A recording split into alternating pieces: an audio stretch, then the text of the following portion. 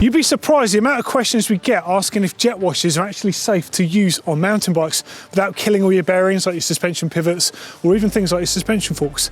So today we're going to put that to bed once and for all. All I need now is a dirty bike.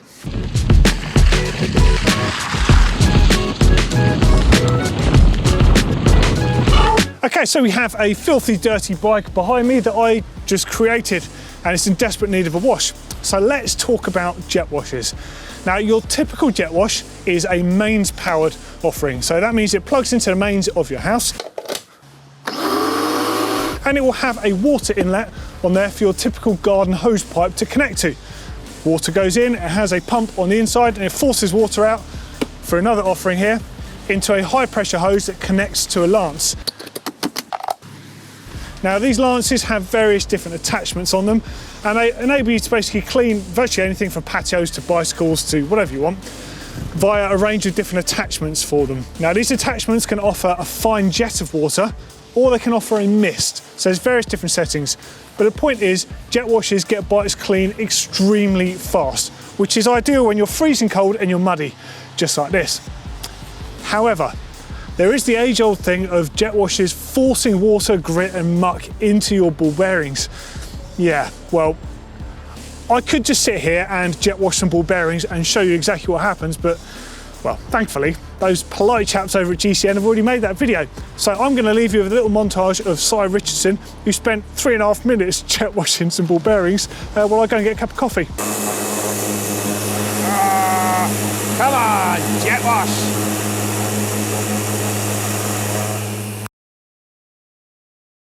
And we have some water ingress inside the first seal. So let's see how are our bearings looking inside. To be honest with you, that's not looking too bad, is it? It's finally finished. Okay, so as you can see, clearly if you aim a jet of water at a set of ball bearings for long enough, water's going to get in. It's not exactly a surprise, is it? I mean, if you look at an average set of bearings here, it's just a thin rubber seal that stops water getting in, yeah? But the thing is, I've been jet washing bikes for about 10 years and I've never had a problem with this. You just have to be a bit considerate in the way that you wash your bike. So we're gonna have a look at some jet wash types and then I'm gonna show you how I safely jet wash a bike without wrecking bearings.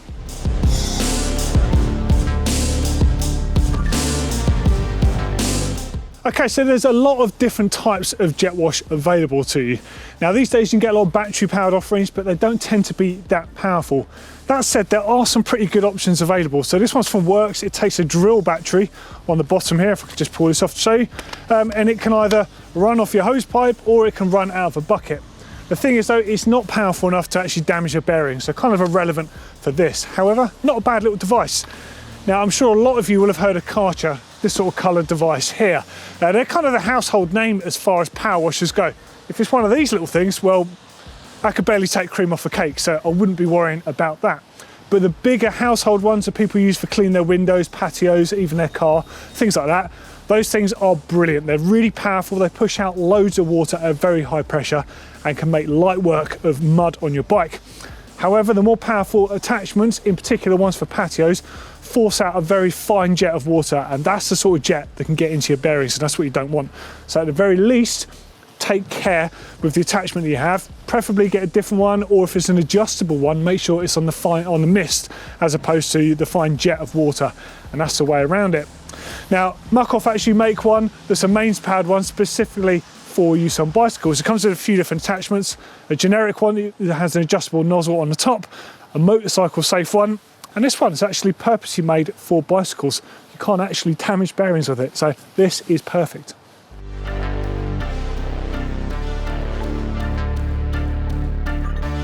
Okay, first things first, you want to have a bit of a method. I always do a pre-wash before I start lathering the bike up in all your cleaning product. Now the idea with a pre-wash is essentially just to get the worst of it all off. Now it doesn't matter if your bike is wet or dry at this point. The idea is you're softening stuff if it's dry, and if it's wet you're going to get the bulk of it off. Now like I said, pay attention to not spraying directly onto your bearings. Now on a bike like this, you'll see actually the bearings are pretty well shielded, so you've not got too much to worry about, but you can still get water straight in there. So you just want to attack them fairly head on, basically to stop that sort of thing happening.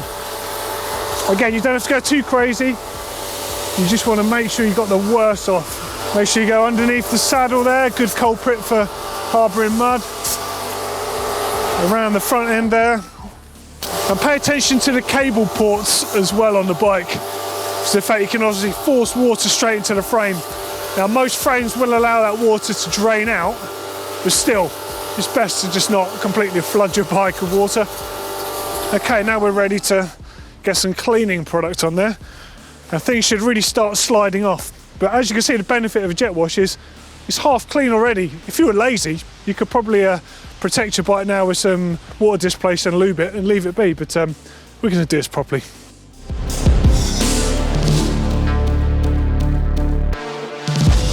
Okay, so pre-wash is done, so most of the muck is slid off, but you're never going to beat the finish that you get by using a proper bike cleaner. So now's the time to get it on and start agitating it with a nice soft brush. Make sure it is a soft brush. You don't want to be like scratching up your paintwork on the bike. Now just literally just let the bike have a good amount all over and start agitating it with that brush. Like I say, it makes a significant difference to the finish of your bike. Now when it comes down to things like your transmission, depending on how filthy your bike is, you might want to use a degreaser or a drivetrain cleaner, something like that.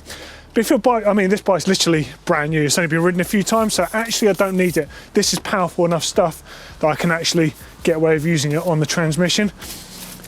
However, if you are going to be applying drivetrain cleaner, it's not safe around your brakes, so do take care when you're spraying it that you're not spraying it directly onto the rotors. Now you can get covers to protect your rotors when you're cleaning, but honestly with the way I clean and the amount of bikes I clean, they don't work for me, but they might be brilliant for you if you're not too good with a spray nozzle. But get involved, don't be shy, you know, get the whole bike done. Sidewalls of the tyres, your chain, your cassette. Like I said, this is a pretty clean transmission. The bike's literally been ridden a handful of times, so it's not yet got fully gunked up and needs a proper degrease. So this stuff is pretty good. Now we do hear a lot of people wondering about using a jet wash and if it actually can make you contaminate your disc rotors by spraying oil near them. Honestly, unless you're lubricating your chain with crude oil, I wouldn't worry about it. It's all coming off the bike. Now, if contaminating your rotors still is an issue for you, get loads of your favourite cleaner, whether it's Muck Off or another brand, and absolutely cover your disc rotors in the stuff before you start putting your drivetrain cleaner or degreaser anywhere near your chain. And be sensible about the way you spray it. Don't just apply it straight to the cassette like this. Spray it onto the chain, put a rag behind the cassette when you spray it. Just consider how you're going to do it. And also, you're doing this in your garden or wherever it is outdoors. It could be wind. The wind carries that mist. It doesn't take much to contaminate rotors with the wrong product.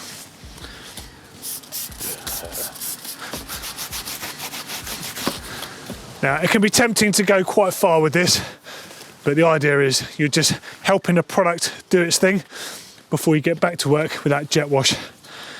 Again, some people might find this a bit excessive the way that I do this, but I do like a very clean bike. I like the convenience of the jet wash. I like the power it gives me.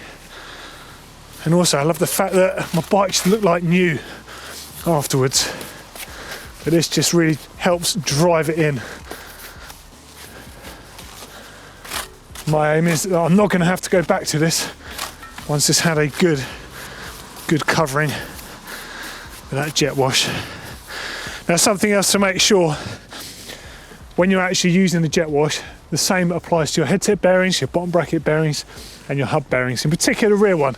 Your rear hub has got a long old paper around it, puts out all the torque you get from these massive cassettes now, and it just puts up with so much abuse constantly. So don't directly aim at your seals, you're asking for trouble. You know, it does take a few minutes for the water to get in there, but you want to make sure that it has the least amount of chance in getting in there, which is why it's good to have a little attack with the brush before you get back to action with that jet wash.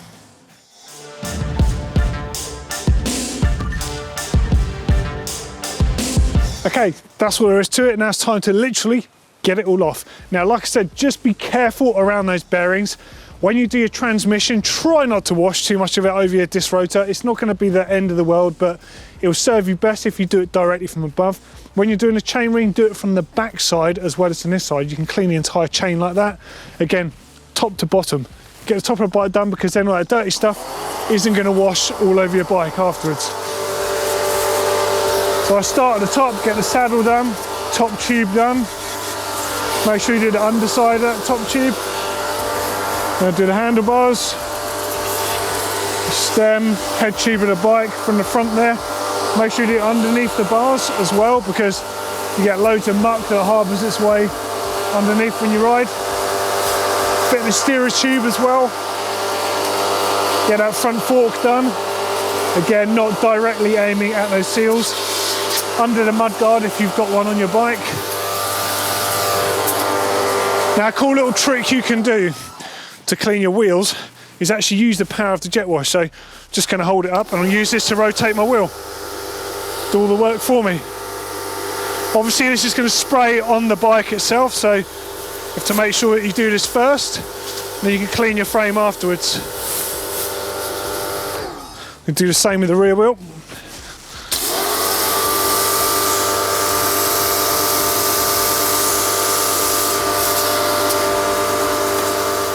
And we're good to get on with the rest of the frame. So again, top down as much as you can. Avoiding going too hard in any one place on those bearings. Pay attention to those little nooks where the cables come out and where mud can get harboured. Again, not directly on anything and you'll be absolutely fine. Okay, so rear gears, I'm going to spray away or directly down. Get those jockey wheels done. I'm going to swap the bike over to the other side now. Make it a bit easier to get access to the back of the chainring there.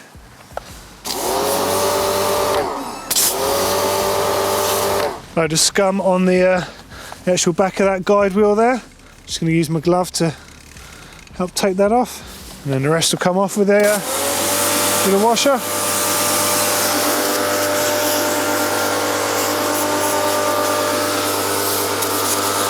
And get those disc rotors nice and clean. Get into the calipers, get all the crap flushed out of there.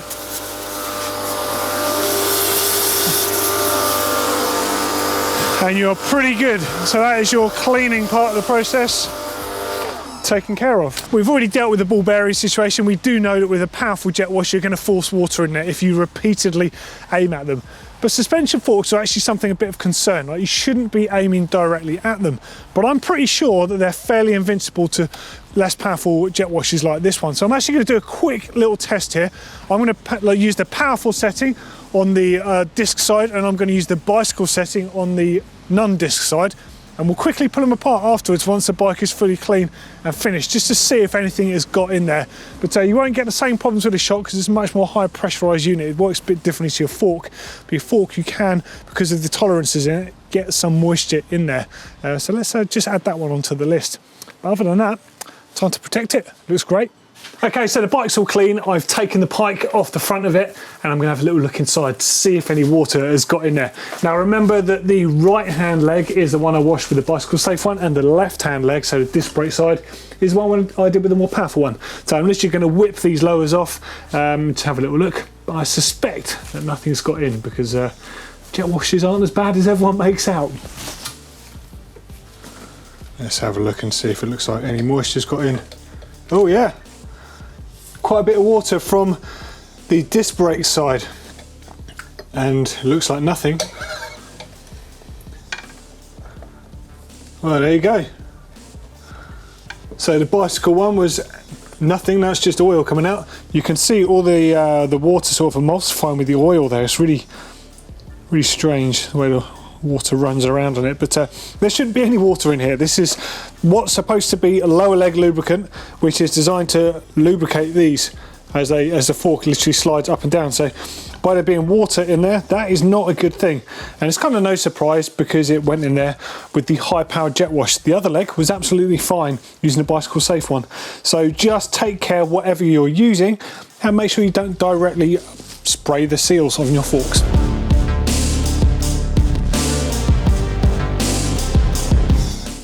Now the next stage is all about the protecting. So you want to give your bike either the time to drip dry if it's not raining outside, which I actually quite like to do, another opportunity for a cup of tea, Or you can take it inside and you can give it a nice bit of a towel dry using a microfiber cloth. That's the best because it pulls the moisture away from the bike, including any sort of bits of grit and stuff that might be left, so you're less likely to actually scratch it than you would be using, I don't know, an old t-shirt, some sort of rag like that. So microfiber cloths are great. Loads of options out there. You can get them from your car shops around there. You know, use microfiber cloths on cars all the time. And then you want to protect your bike by using a water displacer. In particular, your transmission, areas like the pedals, if they have rotating parts like these ones, around the shock absorbers, make sure you don't want to have any standing water in there. And if you have any steel bolts, perhaps your headset top cap bolt, water can sit in there and it can just cause corrosion. So again, if you've got steel bolts anywhere, make sure you get some water displacer on there. Need I tell you to not get that stuff anywhere near your disc rotors. Be careful, it sprays a mist. So make sure you use a rag to your advantage to mask anything. And if it is windy outside, perhaps it's time to go inside and do this part of the process. Well, there we go. That is basically how to use the jet wash without wrecking your bike. It's not rocket science, is it? Don't go near some of those telescopic or rotating parts for too long, essentially, because they will give way. But you can make the most of having a jet wash at home. It gets your bike super clean really easily. You can also use it to clean off all your riding gear as well, get the worst off your shoes, your bag, waterproof jacket, things like that. Super versatile things to have. Final thing is put on your choice of lubricant on your chain and get out there again for another ride. Once your riding kit is all nice and clean. There we go, that's all there is to it.